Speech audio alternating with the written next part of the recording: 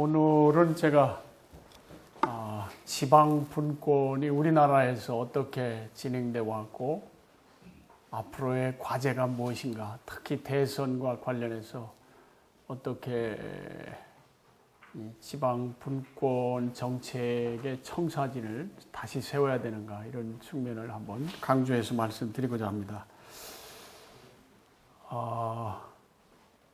여러분, 지방 분권 정책은 우리나라만이 아니고 사실은 전 세계적으로 지난 한 30년, 좀 빠른 날은 한 40년 전부터 이 세계적인 동향으로 나타나는 현상입니다.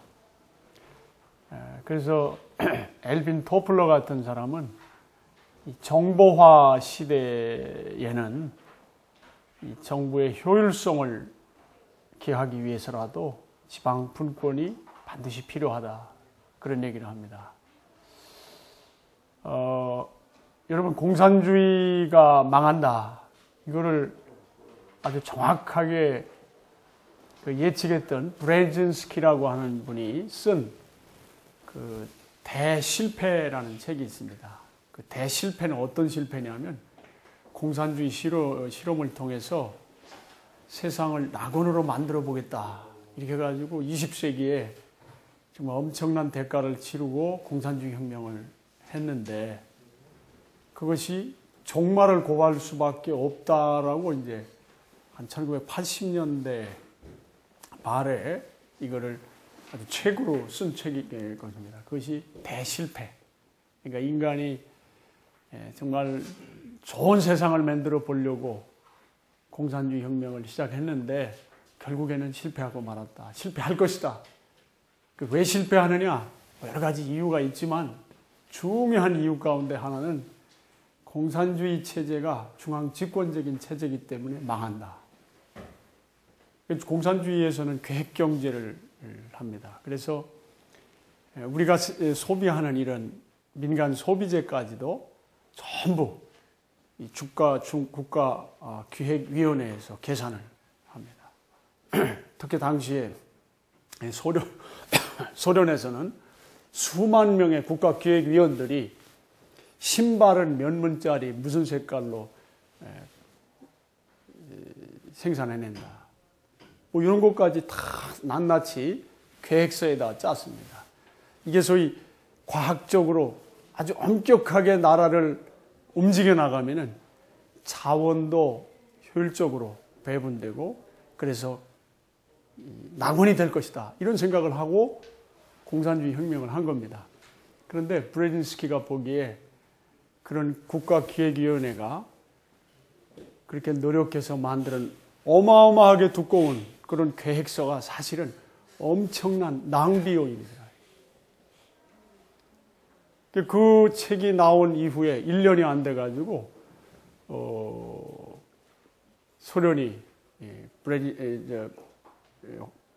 무너지고 말고 그 이어서 다른 동구권의 국가들, 대부분의 공산국가들이 무너지고 말았던 걸 여러분 잘 알 것입니다. 우리가 지방 분권 정책을 이렇게 전 세계적인 흐름에서 파악을 할 수가 있는데, 사실 우리나라도 그런 흐름의 일환으로 지방 분권화를 나름대로 추진해 왔습니다. 근데 우리나라의 지방 분권화가 이렇게 추진된 것은 특별히 민주화 운동의 성공으로 이 민주화 개혁이 이루어지고 그 개혁의 약속에 따라서 1991년부터 이 지방 분권 개혁 정책이 본격적으로 추진되기 시작했습니다. 그러니까 1991년도 이후로 지금까지 21년 동안 역대 정부가 지방 분권 정책을 추진해 왔는데 전혀 성과가 없었다, 이렇게 평가할 수는 없지만 1995년도에 이 자치단체장 직선제가 실현된 거, 이거 굉장한 큰 진전이라고 볼 수 있고요.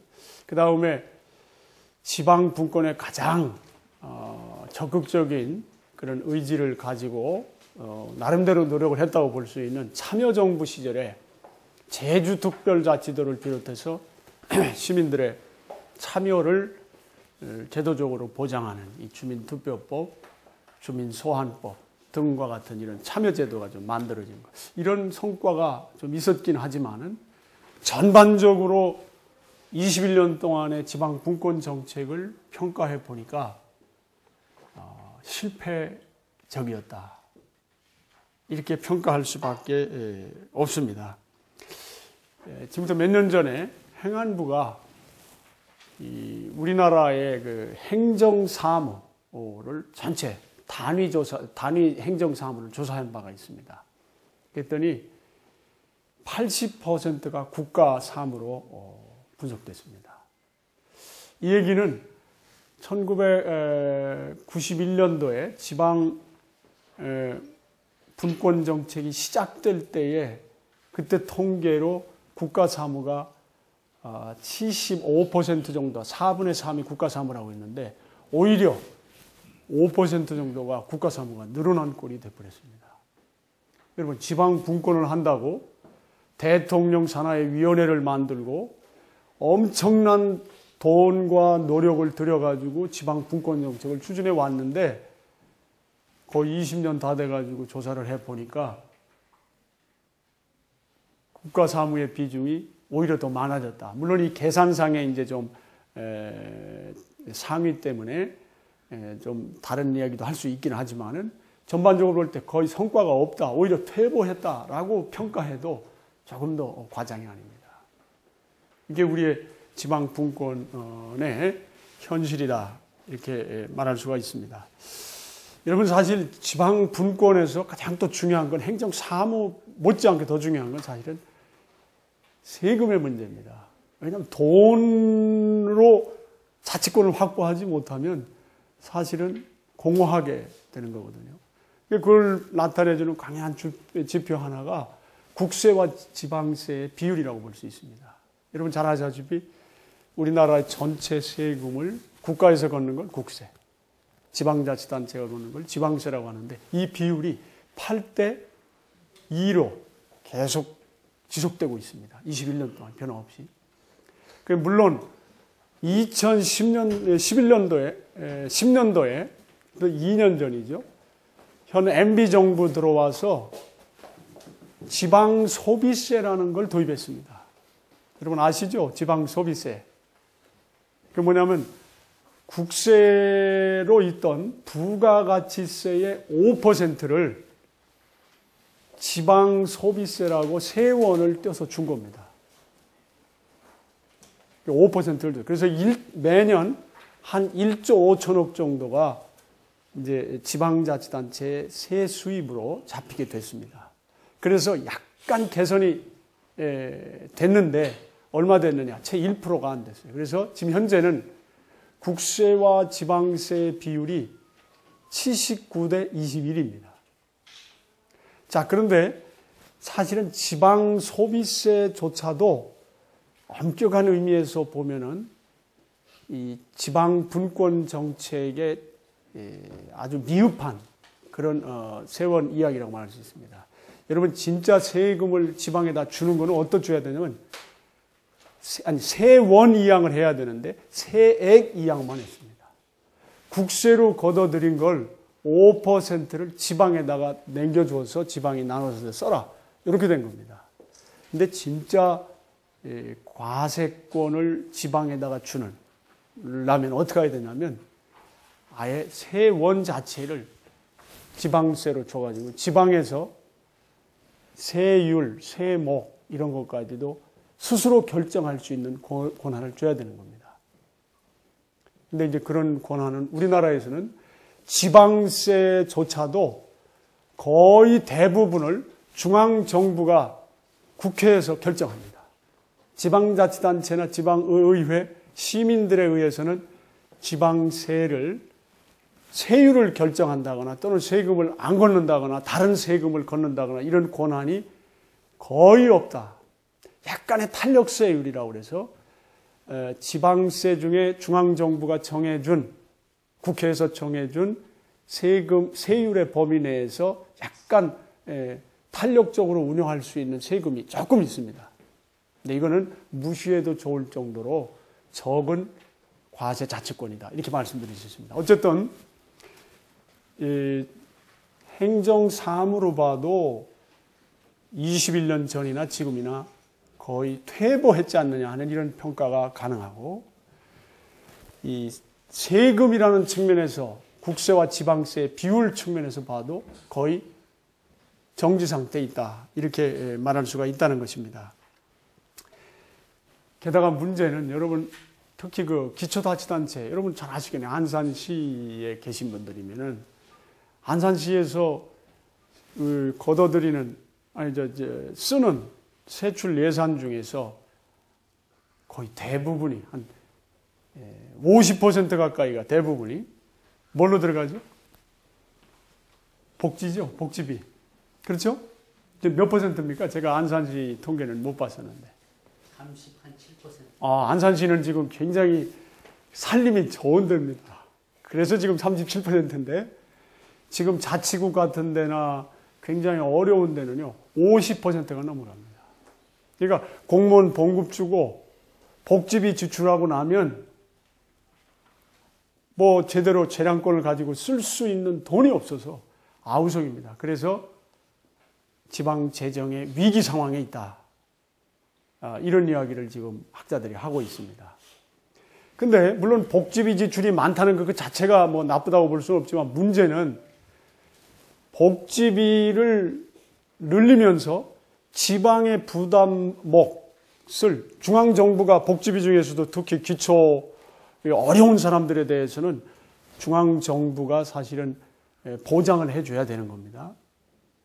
복지비 중에서도 좀 구분할 필요가 있는데, 지방자치단체가 부담할 복지비가 있고, 중앙정부에서 국민의 최소한도의 대한민국 국민으로서 누릴 수 있는 복지 수준을 유지하기 위해서 지출하는 그런 것들은 국가에서 지출해야 되는 것이 마땅한데도 불구하고, 지금 지방에다가 이렇게 돈을 내려주면서 중앙정부의 몫은 점점 줄이고 지방정부가 부담할 몫을, 지방비 부담을 늘려놓으니까 지방 재정이 굉장히 지금 핍박을 받고 있고, 점점 더 재량적인 이 재정의 몫이 적어지고 있다 하는 겁니다. 그것을 우리가 지방 재정 자립도라고 하는 것으로 잴 수가 있습니다. 전체 세입 중에서 지방세 수입, 그리고 그 밖에 자체 수입을 플러스 해가지고 지방 재정 자립도라고 하는데, 여러분 95년도에 63.5%가 우리가 지방 재정 자립도였는데, 2011년 작년 말에 얼마였느냐? 51.9%였습니다. 얼마나 떨어졌느냐? 11.6%가 떨어졌습니다. 여러분, 이거는 단적으로 뭘 얘기하냐면, 우리가 지방 분권이라는 측면에서 보면 오히려 거의 12%의 재정적인 자치권이 더 하락했다, 이런 얘기입니다. 심각한 문제죠. 앞으로 나가도 시원치 않은데 굉장히 퇴보하고 있다, 이것이 우리의 현실이라는 겁니다. 설상가상으로 지난 6월에 지방행정체제 개편 추진위원회가 전국의 대도시 지역에 있는 자치구, 군, 이게 74개가 있습니다. 이것을 의회를 없애겠다 그랬습니다. 자치구의회, 군의회를 없애게 되면은 그건 뭐냐면 자치단체의 법인격이 없어지는 겁니다. 이건 헌법에 의해서 그렇습니다.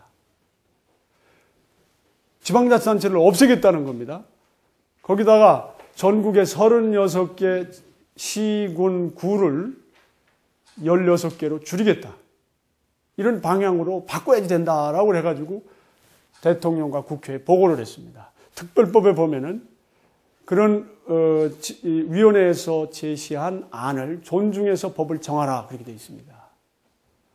저도 그 위원회에 참여하고 있는 사람으로서 제가 이거를 저와 더불어서 몇몇 이 분야의 전문가들이 위원들을 설득하려고 1년여 동안 정말 나름대로 노력을 많이 했습니다. 자료도 갖다 주고.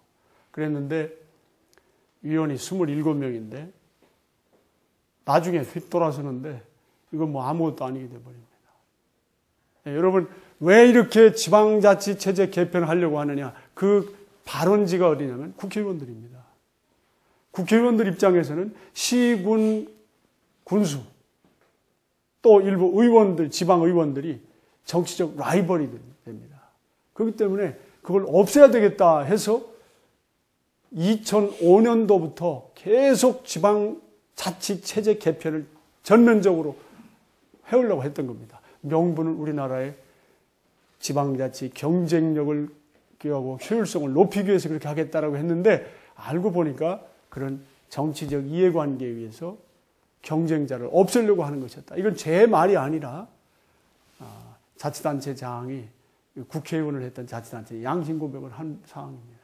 이건 뭐 국회의원들한테 물어보면 다 공감을 합니다.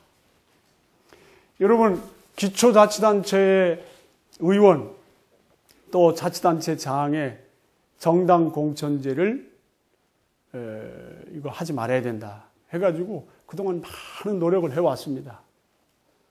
적어도 우리나라가 당내 민주화가 안 된 상황에서 정당 공천제를 특히 기초 수준에까지 하게 되면은 부작용이 너무 많다.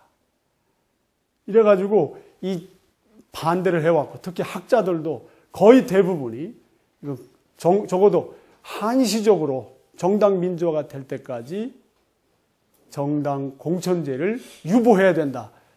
이렇게 대다수의 학자들이 주장을 하고 노력을 해왔음에도 불구하고 지난번 공직선거법을 바꾸면서 국회의원들이 어떻게 했습니까? 자치단체장을 만 옛날에는 정당 공천제를 했었는데 지방의원들까지 정당 공천제를 확대하는 이런 조치를 취했습니다. 전체 국민의 한 70% 정도가 정당 공천제를 반대하고 있음에도 불구하고 국회의원들의 입법 형태는 지방 분권과는 거꾸로 갔다. 이게 현실입니다. 근데 우리가 지방 분권이 이렇게 중앙의 권력을 또 기득권자들의 권력과 돈을 지방으로 내려보고 시민 가까이로 내려보내는 지방 분권화라고 하는 것이 굉장히 어려운 작업입니다. 근데 이런 어려운 작업을 왜 하려고 하느냐? 그게 밥 먹여주냐? 이 시민들이 그런 얘기를 하는 분들이 있고 이런 강의를 잘 안 들으시는 공무원분들도 그거 뭐 그렇게 중요한 거 아닌 것 같은데 이런 생각을 하는 분들이 있는데 밥 먹여주는 것보다 훨씬 더 중요합니다. 아까 말씀드렸죠? 북한 체제, 공산주의 체제가 망한 게 뭐 때문에 망했다고요? 지나치게 중앙 집권적인 시스템을 만들어 놓으니까 나라가 망하는 겁니다. 북한이 지금 몇십만, 몇백만이 뭐 그동안에 이 기아로 죽었다 하는데 중요한 이유 가운데 뭐 그것만은 아니지만은 본질적으로 이 시스템적으로 볼 때 가장 중요한 이유가 뭐냐? 과도한 중앙 집권화에서 비롯된 비효율입니다. 이게 그렇게 중요한 겁니다. 밥 먹는 것보다 훨씬 더 중요한, 밥 먹여주는 것보다 더 중요한 겁니다. 여러분, 우리나라가 지금 OECD에 가입되어 있죠. 대개 OECD가 34개 국가가 있는데, 이 OECD에 가입되어 있으면 대개 선진국에 속한다. 이렇게 볼 수가 있습니다. 우리나라도 아직 선진국 문턱에 있지만, 문턱에 지금 들어가려고 하지만은, 그 그룹에 지금 속해 있습니다. OECD. 그런데 OECD에서 자살률이 가장 높은 나라가 어느 나라입니까? 여러분, 자살. 우리나라예요. 여러분, 자살을 많이 한다는 게 왜 자살을 많이 합니까? 살기 힘들어서 그런 거예요. 지금 말씀하시는 것처럼 살기 힘드니까 자살을 하는 겁니다. 여러분, 그것도 행복 지수를 가지고 조사를 했어요. 했더니 34개 OECD 국가 중에서 우리나라가 몇 등입니까? 32위. 뭐 맞추셨습니다. 32위. 꼴등은 아니고 32위. 거의 뭐 바닥에 와 있습니다. 그럼 이건 뭘 말하는 겁니까? 우리 한국이 변해야 된다는 걸 말하는 겁니다. 과거의 성과로 지금 경제성장 이렇게 한 걸 보고서 이제는 다 왔다. 우리 자랑하고 뭐 우리가 했던 거 막 가르쳐주자. 이렇게 얘기할 수 없는 시대에 우리가 지금 살고 있다는 겁니다. 얼마나 힘들면 목숨을 끊습니까? 사람들이 행복하지 않은 겁니다. 적어도 OECD라고 하는 선진국 그룹 내에서는 가장 낮은 수준에 우리나라가 와 있다. 이걸 어떻게 변화시킬 것이냐. 좀 살기 좋은 나라로 만들어야 될 것이냐. 그 몫이 우리에게 있고 지금 대통령을 뽑는 이 마당에 그걸 제대로 할 수 있는 사람을 대통령으로 뽑아야 되는 겁니다. 근데 여러분, 저는 그 대통령 뽑을 때 다른 것들도 보시지만은 중요한 것 중에 저는 지방 분권 정책을 보시라고 하고 싶어요. 근데 물론 후보들 중에 관심이 있는 분도 있고 덜한 분들도 있지만은 제가 생각할 때는 전반적으로 별 관심이 없어요. 왜? 표가 안 된다고 보기 때문에. 왜? 많은 국민들이, 심지어 우리 공무원분들조차도 정치하는 분들은, 중앙에 정치하는 분들도 말할 것도 없고, 많은 사람들이 지방 분권 정책이 뭐 반맥해주냐? 이렇게 의문부호를 붙이고 있기 때문에 그게 표가 안 된다고 생각하니까 이걸 정책으로 제대로 제시도 안 하고 알려지지도 않고 이런 상황에 있는 게 사실입니다. 근데 제가 볼 때 이런 삶의 질이 형편없이 지금 돼 있는 중요한 이유는 뭐 그것만이 유일한 이유다. 제가 이렇게 얘기하지는 않습니다. 이게 복합적으로 연관되어 있지만은 가장 중요한 구조적, 체제적 요인 중에 하나는 뭐냐? 중앙 집권성에 있다. 우리나라는 지난 1968년에 우리나라의 이 정치 시스템을 아주 적나라하게 파헤친 책을 쓴 분이 있습니다. 그레고리 핸더슨이라는 분인데 이분이 책을 썼어요. 이 미국 대사관에 있으면서 한국에 대해서 아주 깊이 연구한 책입니다. 지금도 많은 사람들이 고전으로 읽고 있는 책인데 그분이 뭐라고 한국 정치를 한마디로 요약을 했느냐면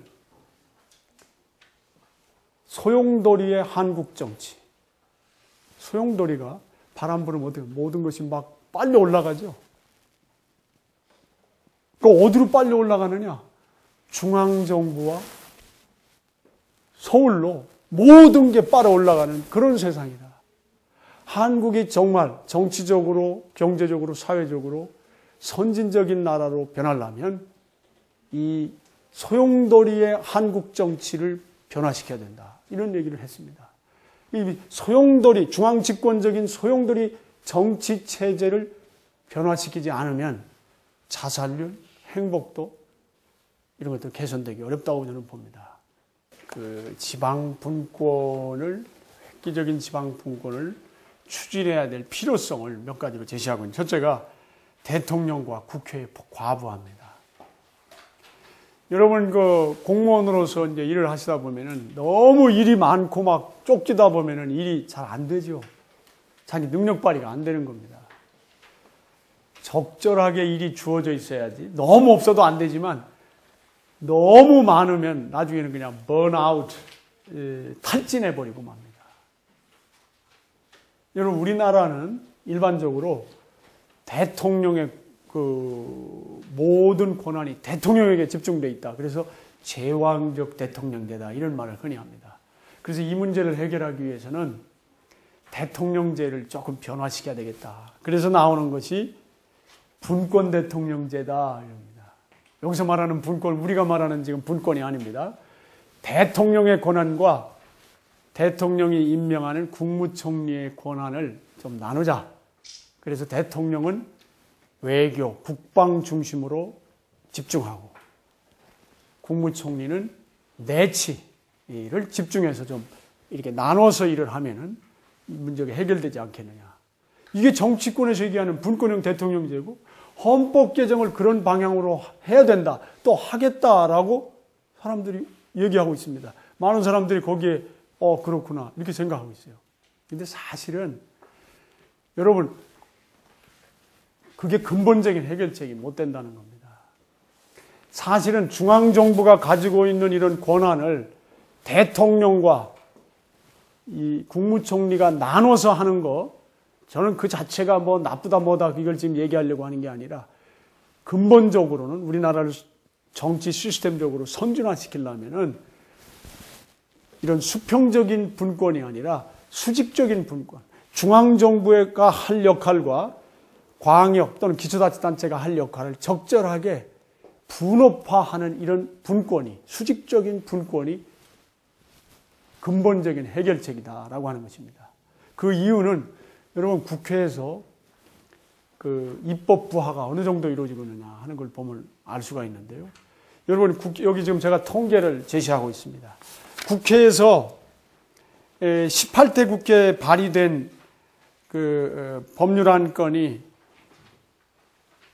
13,913건입니다.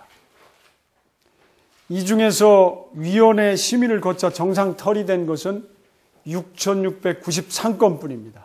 법률안 처리안이 50%도 안 돼. 이것도 옛날보다 많이 좋아진 게 그렇습니다. 그러니까 여러분 법률안을 내놨지만 정부에서 내놓은 국회의원들이 내놓은 법률안이 나오면 국회에서는 이제 상임위원회를 열어가지고 그 법률안을 심의하지 않습니까? 그 상임위에서 통과되면 본회의에서는 사실 거의 그냥 통과시켜주는 건데 상임위원회에서 발의된 법률안을 심의하고 한 것이 반이 안 된다는 겁니다. 자, 그럼 국회의원들 엄청난 돈을 받으면서 지원 인력을 가지고서도 왜 놀고 먹었냐? 국회의원들한테 이렇게 질타를 한다면 국회의원들이 아마 화를 낼 겁니다. 나 죽으라고 했다. 사실 국회의원들이 굉장히 바쁘게 대부분의 국회의원들이 정말 열심히 일을 합니다. 근데 우리나라에서 가장 불신하는 집단이 어디냐? 누구냐? 국회의원입니다. 여러분 올 그 국회 KBS 국민 여론조사에서 보면은 대한민국에 있는 정치 집단만이 아니고 모든 사회 단체까지 포함해가지고 가장 불신하는 집단이 어디냐라고 물어봤더니 국회의원들이 제일 못 믿을 놈들이다. 이렇게 나왔습니다. 근데 이런 통계는 여러 다른 그 통계에 의해서도 입증되고 있습니다. 최근에 지방의회 없앤다라고 이렇게 아까 제가 그 위원회에서 지방의회 없애고 뭐 이렇게 한다고 하니까 일반 시민들이 어떻게 봅니까? 놀라운 일입니다. 그거 잘 됐구먼 그래. 응? 그 형편없는 놈 나와가지고 뭐 막 그런데 그거 뭐 없애면 좋겠다. 그래야 효율성이 올라가겠다. 많은 사람들이 대수롭지 않은 일로 그렇게 생각합니다. 왜? 대의 정부에 대해서 여러분 굉장히 불신하는 겁니다. 근데 여러분 제가 이런 말씀을 드립니다. 여러분 민주주의라고 하는 것은 굉장히 소중하고 여러분 근데 제가 이걸 뭐 왜 소중하냐 이 얘기를 더 드리지는 않겠습니다. 여러분이 다 동의한다고 보고 이거 민주주의 안 하면 북한같이 되고 중국같이 되는 겁니다. 여러분 중국이 겉으로는 좋은 것 같지만 중국에 가보면 정치적으로는 비민주적이기 때문에 엄청난 문제를 안고 있는 나라예요. 근데 여러분 민주주의가 필요하다는 걸 동의합시다. 동의한다고 합시다. 근데 이런 민주주의 체제를 유지하려면 어떻게 해야 되느냐? 대표를 뽑는 대의민주제는 필수적으로 필요합니다. 근데 지방의회를 한 3분의 1가량을 없애겠다고 하는데도 적지 않은 국민들이 속이 시원하다 이렇게 얘기합니다. 이게 우리의 현실입니다. 이 대의민주제의 심각한 불신 상태에 지금 놓여 있는 게 사실이다. 가장 못 믿을 놈들, 도둑놈들이 누구냐? 정치하는 놈들이다. 이게 우리의 근데 여러분 물론 전 세계적으로 지금 그런 경향이 나타나면 대의민주제에 대한 신뢰도가 떨어지고 있는 경향이 있습니다. 이것은 이제 이런 그 사회 변화, 특히 정보가 이렇게 인터넷 같은 걸 통해서 확산되고 또 우리가 옛날처럼 말이죠. 일반 시민들의 교육 수준이나 각 분야에서 전문성이 높아지면서 참여 욕구가 굉장히 늘어나는데 원인이 있습니다. 그래서 이거는 우리나라만이 아니라 전 세계적인 현상인데 문제는 우리나라에서 정치하는 사람들, 특히 대의 정부에 대해서 불신도가 여느 선진국가보다도 몇 배, 훨씬 더 심각하다는 데 있습니다. 그럼 이걸 해결하려면 어떻게 해야 되느냐? 여러분 어떻게 해야 됩니까? 직접 민주제를 적절하게 활용해야 됩니다. 제가 이것만 얘기해도 너무 길을 것 같아서 긴 얘기는 못 하겠는데요. 여러분 적절하게 국회의원들을 통제할 수 있는 길을 열어줘야 됩니다. 국회의원 통제하는 길을 열어줘야 돼요. 또 지방의원들이 잘못하면 지방의원들을 통제할 수 있는 길을 열어줘야 됩니다. 여러분, 그래서 지방에는 주민 소환제 만들어 놨죠. 예, 주민 소환제가 있는 겁니다. 그리고 적절하게 주민들이 통제할 수 있는데, 여러분 또 주민 투표제 같은 경우 우리나라는 주민 투표제를 만들어서 굉장히 큰 기대를 했는데 이게 제대로 작동이 안 돼요. 주민투표법이 2004년도에 통과되고 난 이후에 지금까지 4번만 실시됐어요. 여러분, 스위스 같은 데서는 뭐 1년에도 20 내지 30건 정도의 안건을 주민 투표로 결정합니다. 근데 뭐 스위스 같이는 안 된다 하더라도 적절하게 견제할 수 있는 이 장치를 만들어 놔야 되는 겁니다. 예를 들면 국회의원들이 이렇게 불신하는데 국회의원들의 불신을 줄이는 방법 중에 하나는 국회를 없앨 수는 없잖아요. 그럼 어떻게 해야 되느냐? 국회는 존재하게 하되 국회의원들이 잘못할 때는 그걸 감시할 수 있고 또 시정할 수 있는 메커니즘을 만들어 놓으면 불만이 없어지게 되고 신뢰도는 높아집니다. 우리 스위스를 보면 아주 그걸 금방 알 수 있는데요. 스위스 사람들은 이 대표들을, 이 정치인들을 굉장히 존경합니다. 존경해요, 존경. 우리가 생각하면 상상할 수 없는 일인데 존경합니다. 왜? 주민들이 통제할 수 있는 길이 활짝 열려 있기 때문에 지방의원, 지방 정치하는 사람들이나 국회의원들이나 할 거 없이 자기들 마음대로 하는 일이 거의 없습니다. 할 수가 없게 돼 있어요. 다 통제 메커니즘이 쫙 돼 있습니다. 주민 직접 참여의 길이 열려져 있습니다. 제가 예를 하나 드릴게요. 자, 우리 얼마 전에 19대 국회가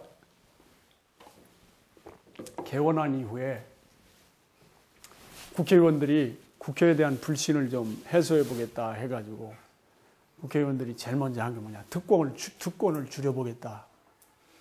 신문에 대서특필했죠. 특권 줄이겠다. 국회의원 특권이 뭐 100가지라든가 200가지가 된다며요. 어마어마한 모양이에요. 그러니까 국회의원 누구나 좀 하고 싶은 모양입니다. 근데 여러분, 그래서 뭐 몇 가지 얘기를 하더라고요. 뭐 이런 특권을 줄이겠다라고 하는데 어떻게 됐나 모르겠어요. 잘 됐는지. 근데 얼마 후에 신문에 대서특필 하나 했죠. 국회의원들이 세비를, 봉급을, 지금 공무원들 봉급은 작년에 몇 퍼센트 올렸습니까? 3% 올렸습니까? 얼마예요? 그렇죠? 뭐 3% 올렸는데 국회의원들 몇 퍼센트 올렸습니까? 20%가 30% 올렸다고 하잖아요. 여러분 신문 안 보십니까? 보셨죠? 그러니까 사람들이 좀 안 된 얘기지만 도둑놈이라는 얘기가 그래서 나오는 거예요. 그러면 그거를 통제할 수 있으면 너 함부로 그렇게 못하게 해주면 되는데 우리나라의 법이 어떻게 되어 있느냐? 국회에서 통과시키면, 예를 들면 국회에서 통과시킨 법은 그거를 억제할 수 있는, 제동을 가할 수 있는 게 단 하나 있습니다. 대통령이 법을 공포하지 않으면 됩니다. 거부권을 행사하면 됩니다. 여러분, 국회의원 봉급 올리지 말라고 대통령이 거부권 행사하면 대통령 해먹을 수 있을까요? 아마 당장에 그거는 여당의 국회의원들조차도 대통령 두고 보자 이렇게 될 거예요. 여러분, 이런 이원 분립, 이렇게 국회와 대통령제로 이렇게 돼 있는 나라에서는 거부권 행사는 예외적으로 있을 수 있는 거지. 국회의원 봉급까지, 그리고 어떤 법을 정했는데 그게 안 된다고 그래가지고 막 거부권 행사하고 이렇게 되는 게, 이렇게 할 수가 없게 돼 있습니다. 그럼 이걸 어떻게 해야 되냐? 시민들이 통제할 수 있으면 됩니다. 예를 들면 지금 지방의원들 세비 올리는 거 어떡합니까? 의정비 심의회 열죠. 의정비 심의회에 시민단체도 들어가고 주민 대표들도 들어와가지고 올해 지방의원들 봉급을 얼마 올릴 건가. 요거를 거기서 심의합니다. 그러니까 지방의원들 봉급 함부로 올릴 수 있어요, 없어요? 못 올리는 겁니다. 사실은 좀 더 올려줘도 된다는 견해가 많이 있음에도 불구하고 일반 시민들 입장에서 그런 자원봉사도 하는데 좀 적지만 해라. 그러니까 할 수 없이 그 수준을 유지하고 있는 겁니다. 자, 국회의원은 왜 자기 봉급을 자기 스스로 정해서 봉급받는 사람이 이 나라에 어디밖에 없어요? 국회밖에 없다 이게. 그러니까 막 가는 겁니다. 근데 국회의원들 욕하려고 여기 성토하려고 하는 건 아닌데 여러분 존경받는 국회의원이 되려면 스위스로부터 배워라. 국회의원 스스로 자기의 권한을 자기의 그 이익을 스스로 결정하는데 여러분 자제하는 방법으로만 해결한다? 그거는 우리 인간 세상에서는 그래서 좋은 세상은 못 만듭니다. 적절하게 견제시켜줘야 됩니다. 이게 우리가 역사 이래로 교육해서 만들어낸 게 민주주의 제도입니다.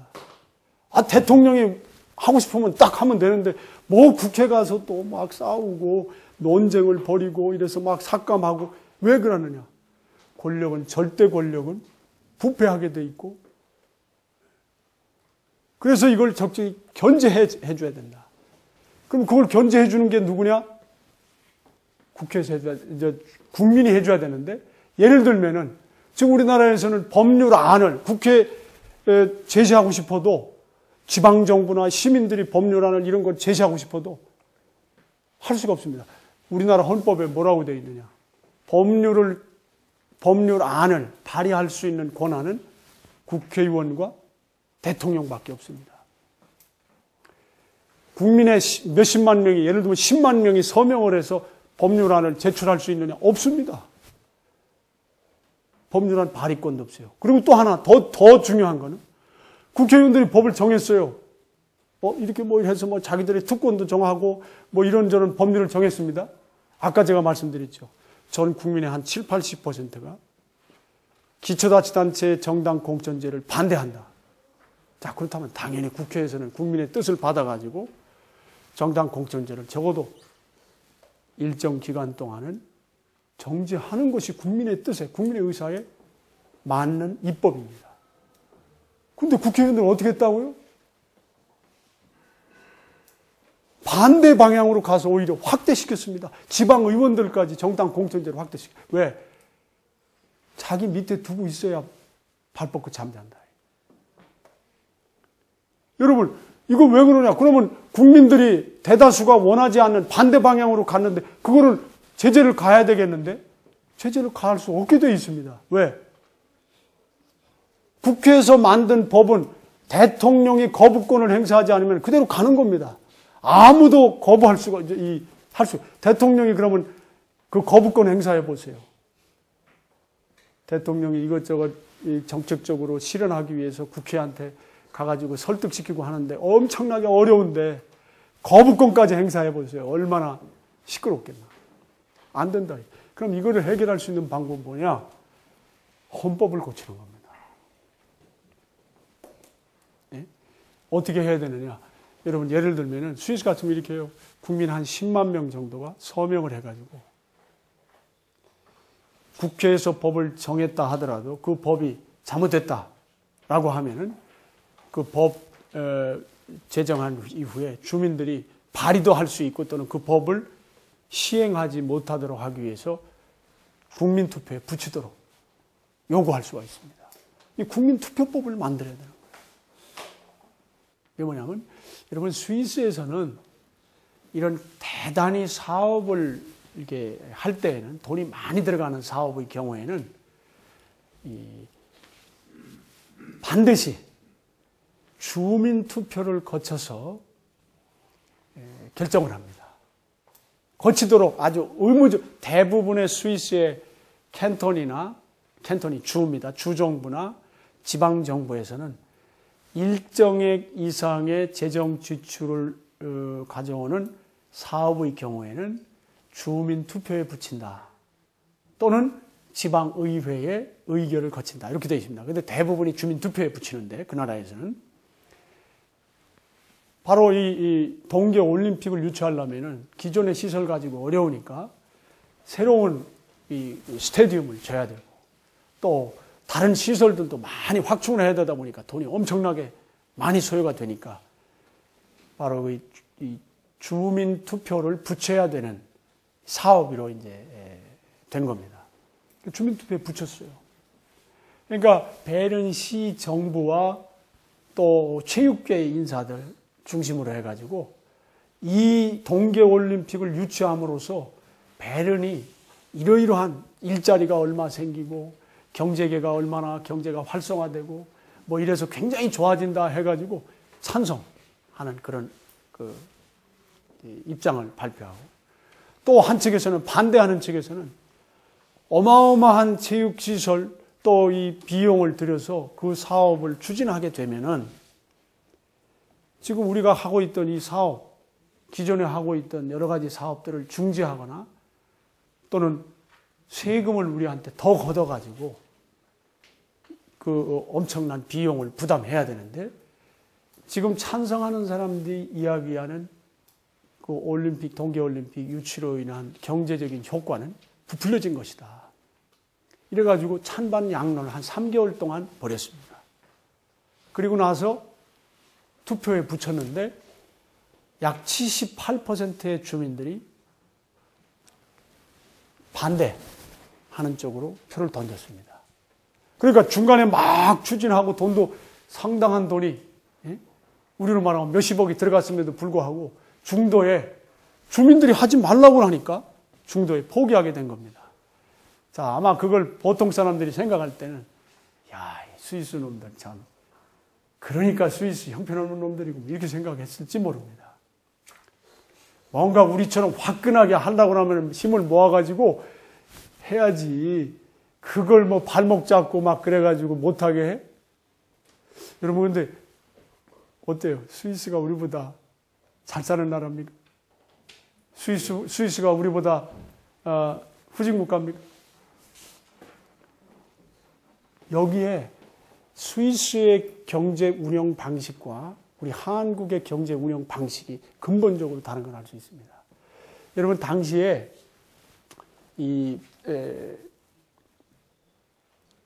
평창에서는, 여러분, 평창은 조그만 이 군입니다. 평창 군이고, 또 자그마한 데인데, 몇만 안 되는 이 평창 군에 이 중앙정부에서 얼마의 재정 보증을 해줬냐면 3조 원을 해줬습니다. 3조 원. 그리고 강원도에서도 도의 재정의 상당 부분을 평창에다 쏟아 넣겠다 약속을 했습니다. 이건 내부적으로 약속한 게 아니라 동계올림픽위원회에다 약속을 한 겁니다. 동계올림픽 개최지로 결정만 되면은 국가가 보증 서서 어마어마한 돈 대주겠다는 겁니다. 스테디움 짓는 건 말할 것도 없고 KTX도 놔주겠다. 여러분, KTX 놔주겠다고 그랬죠? 최근에. 여러분, 평창군 입장에서는 이건 100년이 아니라 1000년에 한 번 올 수 있는 천재 이루의 기회입니다. 강원도 입장에서 보더라도 손해날 게 없습니다. 왜? 거기다 KTX가 들어가고 조 단위로다가 투자해주면은 이 도의 재정은 조금 그걸로 인해서 어려움은 같지만 결국에 그 주변 지역이 투자가 되니까 좋단 말이에요. 근데 그 어마어마한 조 단위, 수조 단위의 돈이 중앙정부에서 평창군으로 가는 겁니다. 평창군 입장에서는 목숨 내대고 이걸 해야 돼요. 강원도 입장에서도 목숨 내대고 해야 됩니다. 근데 이 돈이 여러분, 중앙정부에서 평창군으로 간 거죠. 근데 중앙정부에는 하늘에서 떨어졌습니까? 땅에서 솟아났습니까? 그 돈이. 누구 돈입니까? 누가 낸 겁니까, 이거? 국민들이 낸 겁니다. 국민들이 낸 거예요. 그러면 이 돈이 한국은행에서 막 찍어낸다고 되는 게 아니지 않습니까? 그러면 인플레이션이 생기는데요. 그럼 그 돈은 다른 데 쓸 돈이 글로 가는 겁니다. 그렇지 않습니까, 여러분? 논리가 그렇죠. 다른 지역에, 저기 전라남도, 뭐 경상북도 어디 촌 지역에 이렇게 써야 되는 그런 돈이 평창으로 흘러 들어가는 겁니다. 그러니까 정부로부터 돈 많이 따내는 게 장땡이다. 이런 현상을 뭐라고 하느냐면 돼지 여물통 정치라고 합니다. 이 포크 배럴 폴리틱스라고 해요. 이게 뭐냐면은 중앙정부에서 돈을 많이 걷어들여가지고 지방에다가 나눠주는 정치를 하는 겁니다. 그러니까 요즘에도 우리 대통령들 나오면은 국가적인 어떤 이 정책만 제시하는 게 아니라 각 지역을 돌면서 각 지역에다가 여기 공항 세워주겠다. 여기다가 철도 뭐를 놔주겠다. 각 지역의 그 수건 사업들이 있습니다. 근데 여러분 이렇게 하다 보니까 엄청난 자원에 이 부풀리게 되고요. 이것이 서구 민주주의 국가들, 특히 일본 같은 나라들이 재정 적자의 원인이 되는 겁니다. 국가 재정 적자가 여러분 그런 데서 출발하는 겁니다. 일본에 공항이 지금 105개 정도가 있는데 이것이 제대로 돌아가는 흑자 공항이 몇 개 되지를 않아요. 대부분이 적자입니다. 심지어는 그 오사카에 있는 그 간사이 공항조차도 어마어마한 적자고 그 국고로 지원해주는 돈이 한계가 있으니까 이 오사카시가 어마어마하게 제2의 도시 아닙니까? 거기에 재정을 엄청나게 쏟아부어도 그 어마어마한 시설비를 아직까지도 감당을 하기 어려워가지고 재정이 아주 위기 상황에 빠져 있는 게 일본입니다. 근데 여러분 어떻게 된 겁니까? 국회의원들이 당선되려고 보니까 세계화 시대에 우리 지역을 발전시키겠다. 내가 국회의원에 당선되면 여기다가 공항을 세워주겠다. 이제는 세계로 뻗어나갈 수 있는 관문을 우리 지역에 만들어주겠다. 사람들이 막 해줬어요. 한두 개 시작하다 보니까 여기저기 국회의원들이 나오고 자치단체장들이 나와가지고는 내가 당선만 되면 여러분 이런 연주를 가지고 있는 사람이고 내가 파워맨이니까 일을 해내고 말겠습니다. 그래가지고 당선돼가지고 너도 나도 그 공항을 100몇 개나 만들고 나와 보니까 국가 재정이 적자에 허덕이게 되는 겁니다. 이게 돼지 여물통에다가 먹이를 갖다가 이렇게 주면은 힘 있는 놈이 와가지고 머리 태밀고 먼저 먹으면 장땡이죠. 배가 땡땡해져가지고 더 들어갈 수 없을 때 뒤에 물러나 있으면 그 다음에 힘 있는 놈이 옵니다. 힘 없는 놈은 뒤로 나가 떨어져요. 쫄쫄 굶게 되어 있습니다. 여러분 우리나라의 지역감정이 왜 생깁니까?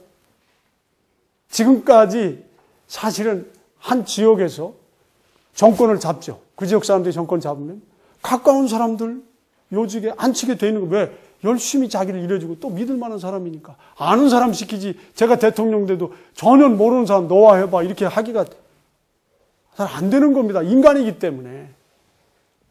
그러면 내가 대통령 한 지역에서 예를 들어서 경상도 지역에 있는 대통령이 한 30여 년 했다. 계속 하다 보니까 그렇게 됐어요. 그러다 보니까 정부의 요직에 돈 나눠주는 그 힘 있는 자리에는 그 지역 사람들이 있게 되고 그러다 보니까 자원 배분이 그쪽으로 많이 가게 되고 그러니까 다른 지역에 있는 사람들은 소외감을 느끼고 이게 지역감정의 원인이 되는 겁니다. 이게 중앙정부가 물론 어느 정도는 나눠주는 역할을 할 수밖에 없는 것이지만은 지나치게 많은 돈을 중앙정부가 세금으로 걷어들여가지고 지방에다가 나눠주는 방식으로 하면 이런 돼지요물통 정치로 인한 낭비, 자원 배분의 왜곡, 비효율, 심지어는 관관 부패, 지역감정 이런 것들이 벌어진다는 겁니다. 이래서 재정 분권이 필요하다는 겁니다. 알뜰살뜰하게 운영하려면 바로 스위스처럼 만들 필요가 있다는 거예요. 그게 무슨 말씀이냐? 스위스에서는 동계올림픽 같은 거를 한다고 해서 중앙정부에서 막 조 단위로 그거는 스위스 시스템이 그렇게 되어 있지는 않습니다. 중앙정부에서는 예를 들면은 뭐 조금 도와주는 정도로 예를 들면 한 5억이나 10억 정도 그것도 어려울 겁니다. 스위스에서는. 그 정도 해주고 캔턴 주정부에서는 조금 해줄 수 있는 정도밖에 없습니다. 나머지 대부분은 베른시 시민들이 다른 사업을 제껴놓고 스테디움 짓는 데다가 몰두한다든지 그것도 모자라면 세금을 직접 주민들이 내야 되는 겁니다. 투표하는 건 뭐냐? 이 사업을 동계올림픽을 계속 가가지고 할 거냐 말 거냐를 결정하는 것은 내가 이 사업을 위해서 세금을 더 내겠느냐 안 내겠느냐를 결정하는 투표입니다. 그게. 여러분 판단하세요. 어떤 나라가 더 알뜰살뜰하게 재정이 운영되겠는가? 여러분 우리나라가 지금 지방 재정에 어려움이 많이 있다. 자치단체장들이 그동안에 너무 전시행정을 한다. 이런저런 얘기를 하는데 그 가장 중요한 이유가 어디서 나오느냐 하면은요. 알뜰살뜰하게 움직이는 것보다 중앙에 연줄되고서 중앙에 그냥 뻔질나게 가가지고 앵벌해가지고 돈 벌어오는 사람이 유능한 단체장이고 유능한 국회의원입니다. 그래야 또 당선됩니다. 그러다 보면 어떻게 되느냐. 나라는 멍들게 되어 있는 겁니다. 이게 재정 분권을 하자는 이유입니다. 물론 우리나라를 일거에 세입을 전부 국세를 지방세로 내려가지고 하자 그런 얘기는 아닙니다. 지금 현재 우리는 8대2로 국세가 많죠. 그래서 이거를 장기적으로 한 6대4 정도로 좀 줄이자는 겁니다.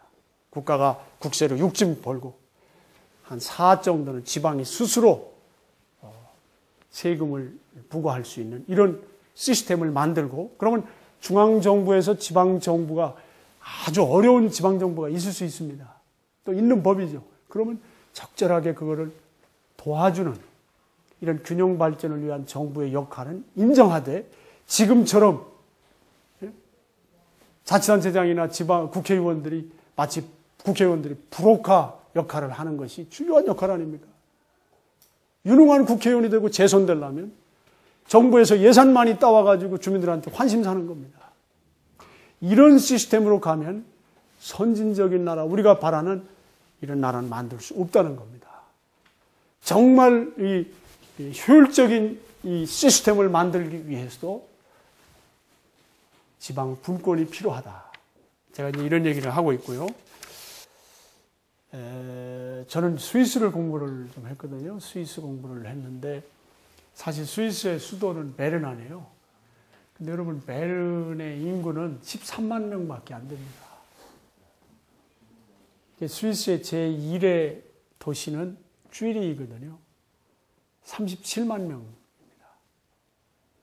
여러분 쥐리히가 제일 크니까 수도가 되고 그래서 모든 것이 다 쥐리히 중심으로 이루어지는 나라가 스위스가 아닙니다. 쥐리히는 경제적으로 1위고 또 여러 가지 측면에서도 스위스의 중심적인 역할을 하는 측면이 있습니다. 문화나 이런 것들이 쥐리히가 많이 집중되어 있는 게 사실입니다. 그러나 수도는 베른에 있습니다. 그리고 외교관들은요, 어디 되게 국제기구나 이런 거는 제네바에 있습니다. 여러분, 이처럼 정말 제대로 되어 있는 나라들, 선진국가들은 보면은요, 정치, 경제, 사회, 문화, 모든 것이 하나로 뭉쳐있는 나라는 그렇게 좋은 나라가 아닙니다. 여러분, 미국도 제1의 경제는 뉴욕이죠. 그 다음에 LA 같은 데가 큰 경제권을 이루고 있지 않습니까? 그러나 수도는 어디예요? 네, 워싱턴 DC란 말이에요. 여러분, 이게 전국이 고루고루 좀 이렇게, 물론 더 큰 도시는 있고, 우리나라처럼 이렇게 수도권, 서울 수도권 중심으로 돼 있는 것이 수도 하나 옮긴다고 그래가지고 어느 날 갑자기 공동화된다거나 이런 건 있을 수 없고 바람직하지도 않습니다. 그러나 이것이 더 심각한 단계로 넘어가기 전에 조금이라도 좀 이렇게 골고루 튼튼한 대한민국을 만들자 라고 하는 견지에서 그 신행정 수도 건설의 정당성이 있다고 보는 거죠. 그래서 우리나라가 모든 것이 다 서울 이렇게 하지 말고 안산도 우리나라에서 1등 가는 게 있을 수 있고 저기 전라도나 경상도에 이런 도시들이나 군들도 거기서 최고 가는 것들이 좀 나오는, 그래서 고루 튼튼한 대한민국, 골고루 잘 사는 대한민국을 만들자. 그러기 위해서 이 행정 수도만이라도 옮기자 했는데 지금은 이제 복합 행복도시가 됐죠. 그래서 인위적으로 하기는 어려운 거지만은 그런 국민적인 이 고루 잘 사는 대한민국을 만드는데 지방 분권이 굉장히 도움이 된다. 근데 이제 이런 문제는 있습니다. 분권을 하게 돼, 분권의 기본 정신은 자율과 책임을 함께 가게 한다는 겁니다. 자, 그렇게 하다 보면 기왕에 잘 사는 데는 자율권을 주면 더 잘 살 수가 있죠. 못 사는 데는 자율권을 주면 줄수록 어떻게 돼요? 경제적인 힘이 없으니까 더 낙후될 수가 있어요. 그래서 우리나라 같이 이렇게 불균형적인 상황에서는 특히 중앙정부의 중요한 역할이 남아 있습니다. 그럼에도 불구하고 이 지방 분권을 통해서 자율과 책임이 맞물려 돌아가게 만드는 시스템을 만들면서 동시에 보완적으로 지역 격차 이거를 완화시켜주는, 똑같이 잘 살자가 아니라 비교적 고르게 잘 살게 만드는 이런 대한민국을 만들어야 되겠다. 이런 역할을 1차적으로 중앙정부가 해야 된다. 상당 기간 해야 됩니다. 몇십 년 앞으로 역점을 둬서 해야 될 겁니다. 그리고 더 나아가서는 광역정부, 예를 들면 우리 이 경기도 같은 경우에는 경기도 산하에 잘 사는 지역, 못 사는 지역이 들쑥날쑥하게 있잖아요.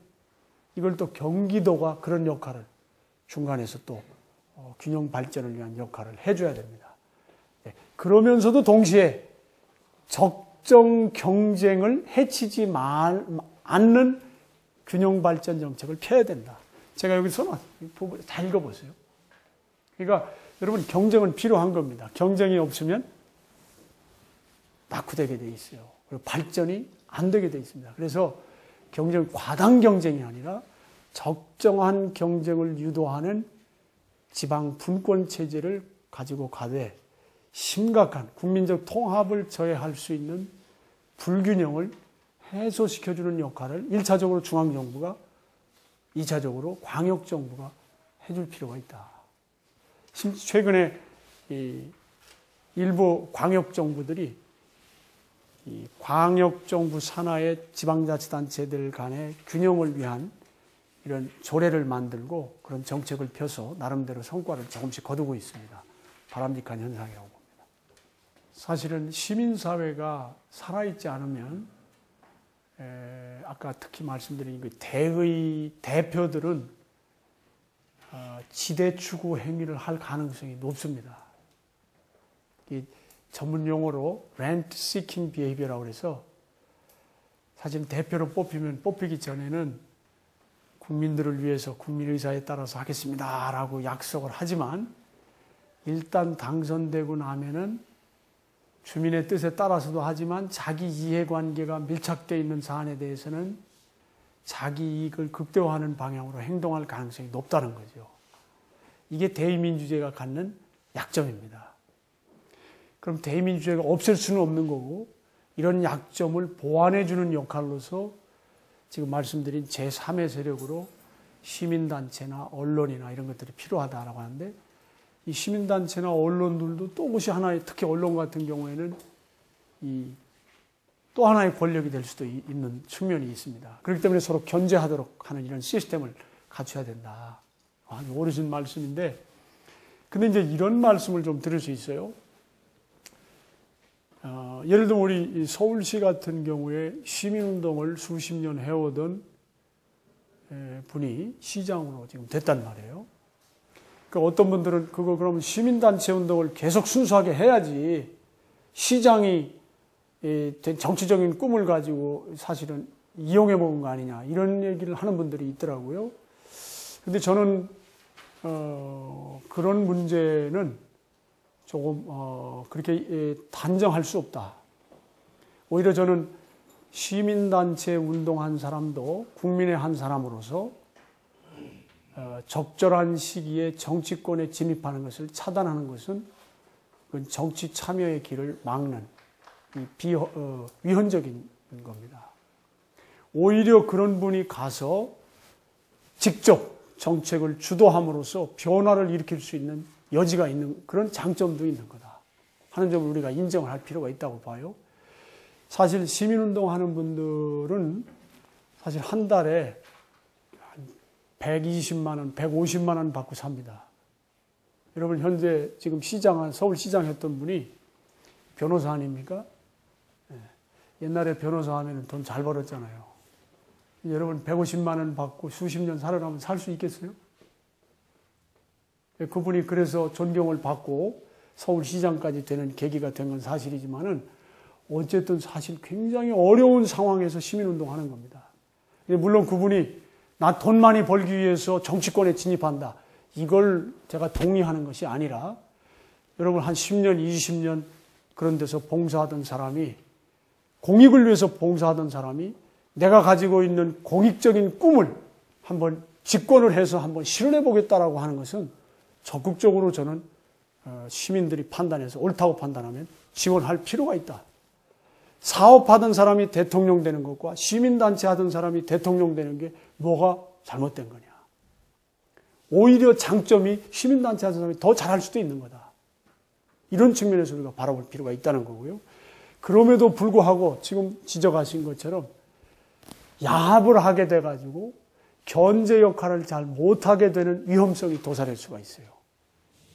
그렇기 때문에 시민단체가 어떤 정책을 정치권에 요구를 해서 좀 나은 세상을 만들려고 노력해야 되는데, 그럼 어떤 정치권하고 좀 친화적일 수 있잖아요. 그것이 잘못하면 유착관계로 변할 수 있습니다. 그런 측면에서 우리가 적절하게 좀 긴장하면서 그런 일을 해야 된다. 그것이 나쁘다. 이렇게 양자가 접근하는 것을 나쁘다고만 볼 것이 아니라 그런 긴장 관계를 유지하면서 그렇게 할 필요가 있다 하는 점을 말씀드려요. 그 다음에 사실은 민주주의가 우리가 이렇게 발전하기가 어려운 이유가 그 나라의 민주주의 수준은 국민 수준입니다. 사실은. 국민 한 사람 한 사람 평균적인 수준이 그 나라의 민주주의 수준을 가르쳐줍니다. 국회의원들이 나쁜 사람들이라 그런 게 아니라 사실 국회의원 된 사람들 대부분이요. 경력 보세요. 대단한 사람들입니다. 근데 여러분 그 집단에 들어가면은 욕을 얻어먹습니다. 그럼 뭘 말하는 겁니까? 국민이 그런 사람들을 뽑아줬고 그렇게 해야 또 정치적으로 살아남을 수 있도록 만들어놓은 국민적인 수준이 그런 겁니다. 그럼 어떻게 해야 되느냐? 국민 수준을 올려야 됩니다. 근데 국민 수준을 어떻게 올릴 거냐? 언론은 중앙정부가, 중앙 언론이 장악하고 있는데, 언론도, 중앙 언론도 열심히 해야 되지만, 지방 언론도 해야 되죠. 어떻게 해야 됩니까? 이거. 그래서 어려운 겁니다. 이 국민 수준을 올리는 게 이게 어려운 거죠. 그래서 우리가 외롭지만, 또 긴 안목을 가지고 아무것도 안 하고 있어서는 안 되잖아요. 앞으로 나가려면. 지금 지방 분권형 헌법 개정하자, 지방 분권화하자. 대부분의 국민들은요, 그거 배부른 놈들이 그런 일이나 하고 있어. 우리 귀중하게 지금 공무원들이 할 일이 많은데 그거 강의 들어 그런 거 갈 필요 없어. 이렇게 생각하는 사람들이 많아요. 여러분 오신 분들은 훌륭하신 분들. 그럼에도 불구하고 이런 얘기를 자꾸 해서 국민 수준을 조금씩 올리는데 노력을 하다 보면 어느 단계가 임계점에 도달하면 확 풀리지 않겠는가 이런 희망을 가져보는 겁니다.